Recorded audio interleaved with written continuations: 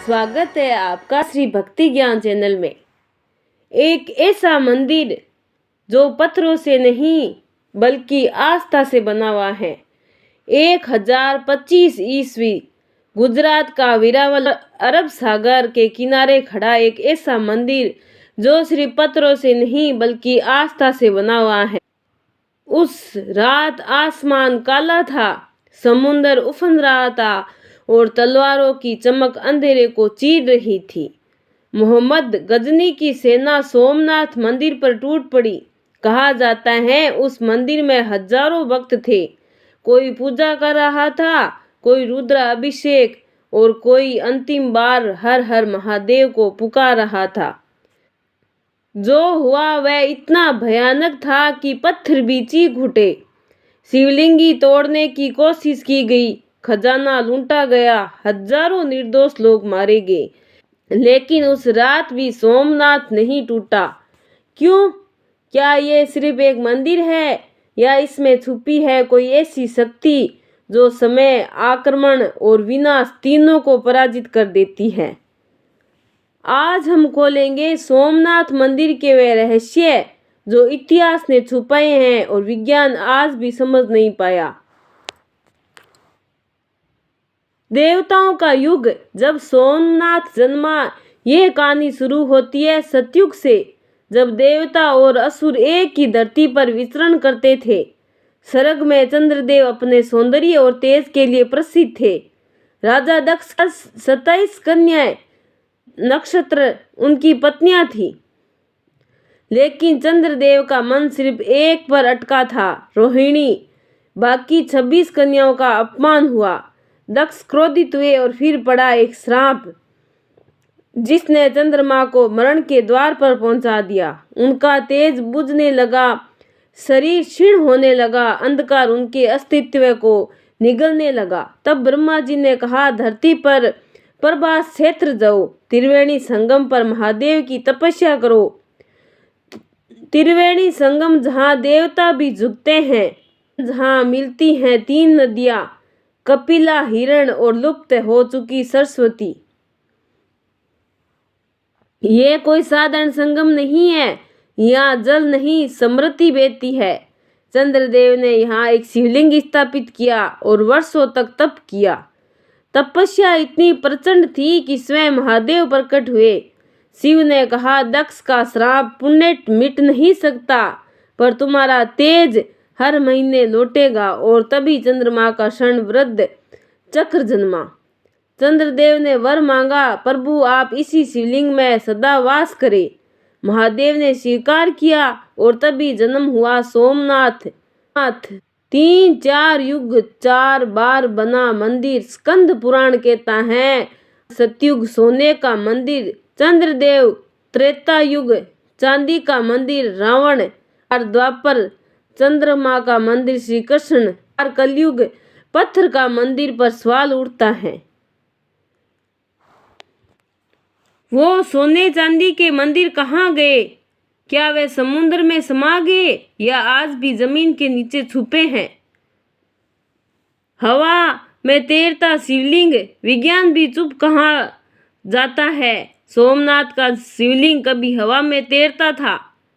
4 विशाल चुंबकीय स्तंभ ऐसे लगाए गए थे कि लिंग पृथ्वी को स्पर्श नहीं करता। क्या ये प्राचीन मैग्नेटिक टेक्नोलॉजी थी या कोई दिव्य शक्ति? जब आक्रमण हुआ तो सबसे पहले वही तकनीक नष्ट की गई। क्यों? क्योंकि ज्ञान सबसे बड़ा खतरा होता है।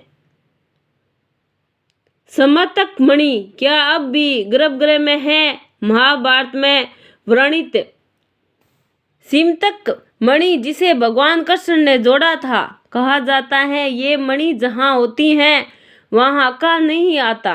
कुछ मान्यताओं के अनुसार कृष्ण ने इस सोमनाथ में स्थापित किया। क्या इसी कारण यहाँ बार बार खजाने की खोज हुई? क्या आक्रमण सिर्फ धर्म पर नहीं बल्कि किसी अदृश्य शक्ति पर थे? आज भी गर्भगृह के नीचे कई कक्ष बंद हैं। क्यों? IIT खुदाई और 3 मंजिला रहस्य 2020 IIT गांधीनगर के पुरातत्व विदों ने मंदिर के नीचे खुदाई की और मिला 3 मंजिला प्राचीन ढांचा। आगे 7 बाण स्तंभ। विज्ञान से पहले विज्ञान सोमनाथ का बाण स्तंभ कहता है। यहाँ से दक्षिण दिशा में अंत तक कोई भूमि। आज हमें जानते हैं सीधा अंटार्कटिक। 6ठी सदी में ये ज्ञान कैसे, बिना सैटेलाइट, बिना ग्लोब। ये सिर्फ आस्था नहीं, ये भू वैज्ञानिक सटीकता है। समुद्र जिसने कभी नुकसान नहीं किया। अरब सागर हजारों सालों से मंदिर के पास और सुनामी आई आवाज चकरवाता है, लेकिन मंदिर सुरक्षित रहा। क्या यह कोई संयोग है या प्रकृति इसे स्थान को पहचानती है? 17 बार टूटा, 17 बार उठा। औरंगजेब सब ने कोशिश की, लेकिन हर बार सोमनाथ और ऊंचा उठा। 1951 में सरदार पटेल ने कहा, यह सिर्फ मंदिर नहीं, भारत की आत्मा। आज जो मंदिर खड़ा है वो पत्थर का नहीं, संस्कृति का पूर्व जन्म है। समापन। सोमनाथ सिर्फ शिवलिंग नहीं, यह समय का साक्षी है।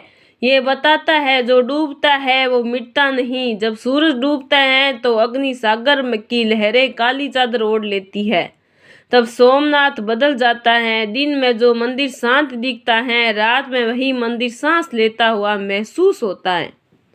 स्थानीय पुजारी कहते हैं, रात के तीसरे पहर में गर्भगृह के पास कभी कभी डमरू की आवाज आती है। कोई पुजारी नहीं होता, कोई आरती नहीं होती। फिर ये ध्वनि कहाँ से आती है? वह शक्ति जो कभी सोती नहीं। वह रात जब शिवलिंग में कुछ प्राचीन ग्रंथों में उल्लेख है। जब गजनी ने शिवलिंग पर प्रहार किया तो पत्थर से लाल धारा बहने लगी।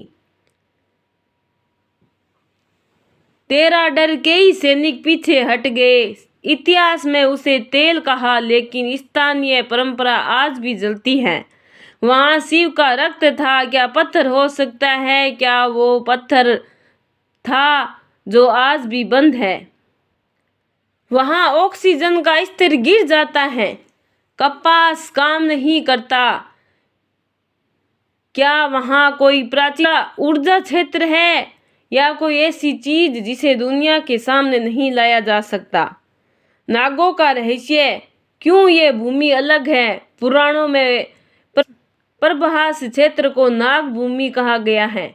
कहा जाता है पाताल लोक से यहाँ एक ऊर्जा मार्ग खुलता है। यही कारण है यहाँ भूकंप कम असर करते हैं। समुद्र के पीछे हट जाता है और मंदिर हर बार बच जाता है। क्या नाम सिर्फ कथा है या प्राचीन ऊर्जा संरक्षण? गोमती नदी का उल्टा समय। गोमती नदी का जल सुबह बढ़ता, रात को बढ़ता। जितनी सारी नदियां ज्वार भाटा से उल्टा व्यवहार करती है। वैज्ञानिक चुप हैं। स्थानीय कहते हैं महादेव हर रात अपना अभिषेक खुद करते हैं। लेकिन सवाल यह है, इतने आक्रमणों के बाद बाकी मंदिर मिट गए, सोमनाथ क्यों बचे? भगवान कहते हैं शिव का अंग है, तांडव का योग, ना संयोग या सर्चना में छुपा मंत्र। मंत्रों से बनी नींव कहा जाता है। सोमनाथ की नींव मंत्रों से, कई मंत्रों से रखी गई है।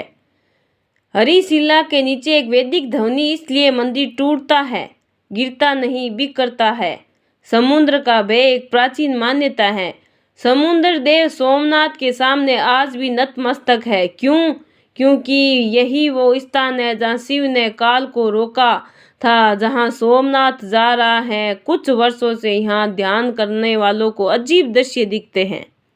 कुछ लोग कहते हैं वे किसी आवाज से जाग जाते हैं, कुछ कहते हैं वे यहाँ आकर बदल गए। क्या ये मानसिक है?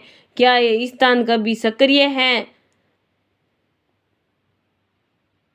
क्या आपको सोने नहीं देगा? अगर शिवलिंग हवा में तैर सकता है, मंदिर बार बार खुद खड़ा हो सकता है, समुद्र आदेश मानता है और समय यहाँ धीमा हो जाता है, तो फिर वहाँ भविष्य का द्वार जो अभी खुलना बाकी है।